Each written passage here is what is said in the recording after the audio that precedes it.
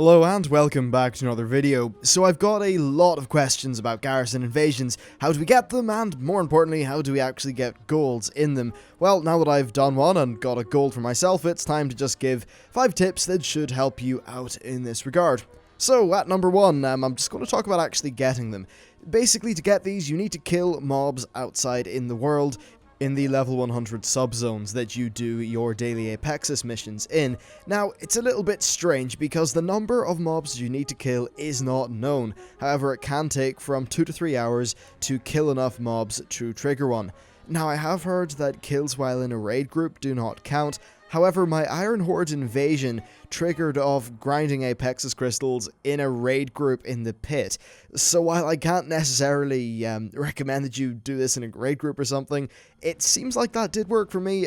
It could just be a bug, so it's hard to say either way. But basically, you kill mobs outside in the world. Generally doing 3 or 4 of the Apexis dailies for a single faction, or against a single faction, will generate an invasion for that faction. Once you've killed the required number of mobs for a faction, you will start to notice that your minimap button is flashing rather annoyingly, and then when you go back to your garrison, there will be a quest which appears from the sergeant guy.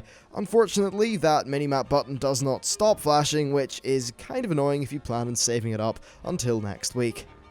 Alright, time for the second tip. Get 2 friends with well-geared DPS specs. And this is pretty self-explanatory, and by the way, the maximum amount of people that you can bring in for one of these is 2 people. Having more people will allow you to cover more ground. The more mobs you can kill, then of course the more you'll force spawns, so it just helps by, being all spread out and stuff. Have a ranged person in the middle of your garrison. Mobs are a bit more spread out in the middle, so cutting down on the runtime definitely helps out. Then have someone at the main gate, preferably a melee player, as the mobs there are rather condensed. Then a third person should stay around the gate to the mine in the Alliance garrison, and then the secondary gate if you are on the Horde. This pretty much means that nearly every spawn point is readily accessible to every player, and you'll be just, trashing your way through the mobs. Now, if you're not on voice comms, then at least try to ping the map if something noteworthy happens, like say a bunch of mobs spawn, or one of the little side event thingies happens. Of course, another benefit of having 3 people is you'll be able to do multiple side objectives simultaneously, and overall it's just a lot more efficient. Okay, so the third tip is that everyone who has a level 3 barracks should bring a DPS Bodyguard with them. The more DPS, well, the merrier. You want stuff to die fast so new stuff can spawn. Therefore, having the level 3 barracks bodyguards the level 2 barracks bodyguards will really help. Then at number 4, well, there are 3 buffs actually that can be purchased from the innkeeper. 1 restores HP and mana to everyone, including nearby NPCs, friendly ones, that is. 1 will increase your movement speed by 50%, and 1 periodically freezes people. I have found that the damage and health ones aren't really that useful because, well, to me anyway, damage and health has never been much of a problem, so I only really recommend getting the speed one, especially if you are melee.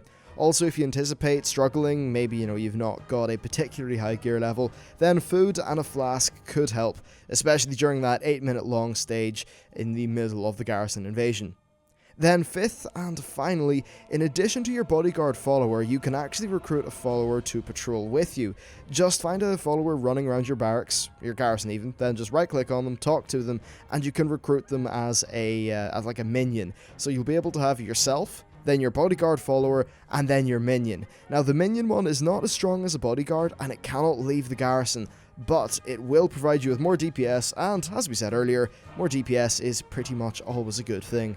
And that's really it. That's the whole guide to garrison invasions. I'm pretty sure the game puts you through one at some point as a tutorial while you level up, so the actual mechanics of doing an invasion themselves, itself anyway, is pretty self-explanatory. In case you missed any of it, just kill the mobs that you see spawn, and if something pings in your minimap, go to that location and then use common sense. If it's a spy of the other faction, kill it. If it's an Iron Horde sniper, kill it. If it's a Rylak, kill it. If it's a town like a peon person, then, you know, take them back to the town hall. All very simple and self-explanatory, and in combination with the 4 refinements that I've got in this video, they, yeah, it should actually be really easy to get a gold, honestly. You should have no problem, and hopefully the luck of the dice is with you, and you get a 645 bit of gear or a mount from the gold bag that you will get at the end. Anyway, that's it for this video. Be sure to be subscribed to the channel to be notified of daily World of Warcraft videos. Thanks for watching, and I'll see you next time.